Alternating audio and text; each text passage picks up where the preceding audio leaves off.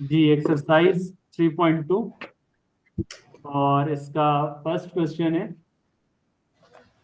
Grade 12। और इसमें जो फर्स्ट क्वेश्चन है हमारे पास, आपने सबसे पहले एफ ऑफ एक्स और जी ऑफ एक्स फाइंड करने के बाद उनको डिफरेंशिएट करना है। पहले फंक्शंस को आपने आपस में ऐड और सब्ट्रैक्ट करने, एंड देन दोनों को आपने डिफरेंशिएट करना है। तो दो फंक्शंस आपस में ऐड या सब्ट्रैक्ट करने का रूल हमने ऑलरेडी चैप्टर नंबर 2 में कर लिया कि फंक्शंस को आप आपस में ऐड कैसे करते हैं और सब्ट्रैक्ट कैसे करते हैं। तो इसका ए पार्ट है, एफ ऑफ एक्स है हमारे पास 3x+7, और जी ऑफ एक्स है हमारे पास 6x² + 2x - 3। 6x² + 2x - 3, ये दो फंक्शंस हैं।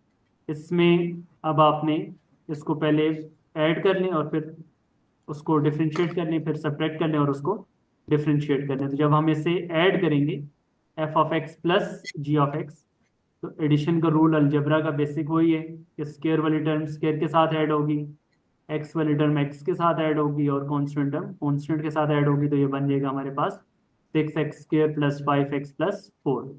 अब हम इस पे ऑपरेटर ऑपरेट करेंगे कि हमारे पास ये जो सम का आंसर आया है f of x plus g of x, इस पे आपने ऑपरेटर ऑपरेट करना है।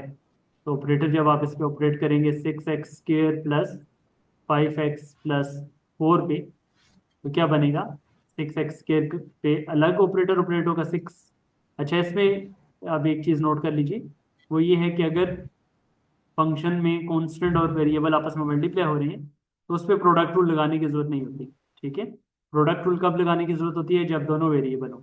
ठीक है, अब अगर एक कांस्टेंट है दूसरा वेरिएबल है, तो उस पे कांस्टेंट को ऑपरेटर से बाहर लिखते हैं, जस्ट ऑपरेटर आप वेरिएबल पे ऑपरेट कर दें। ठीक है, x² पे ऑपरेट कर देंगे, सेम केस है 5x है, तो 5 को बाहर लिख दें, ऑपरेटर किस पे ऑपरेट कर दें? x पे ऑपरेट कर दें। और कांस्टेंट अकेला जो आएगा उस पे जब ऑपरेटर ऑपरेट होगा तो अकेले कांस्टेंट का डेरिवेटिव तो हमें पता है 0 होगा। x का रिस्पेक्ट टू x क्या आ जाएगा? 1। और x² का क्या आ जाएगा? 2x। ये जो बाहर 6 है ये इससे मल्टीप्लाई हो जाएगा, और इस केस में 5 वाला मल्टीप्लाई हो जाएगा। तो ये बनेगा हमारे पास 12x+5। ये हमारे पास f of x plus g of x के डेरिवेटिव का आंसर आ जाएगा ऑपरेट करने। जी, अब हमारे पास जो f of x minus g of x है उसको पहले हम फाइंड करेंगे। तो f of x minus g of x, तो f of x minus g of x हमारे पास आ जाएगा 3x+7 minus g of x है 6x² + 2x - 3। तो ये बनेगा 3x+7 -6x² - 2x + 3, और ये बन गया -6x² + 1x + 10। अब एफ ऑफ एक्स और जी ऑफ एक्स आपस में सब्ट्रैक्ट हो रहे हैं। अब इस पे आप ऑपरेटर ऑपरेट कर दें, d/dx of f of x minus g of x.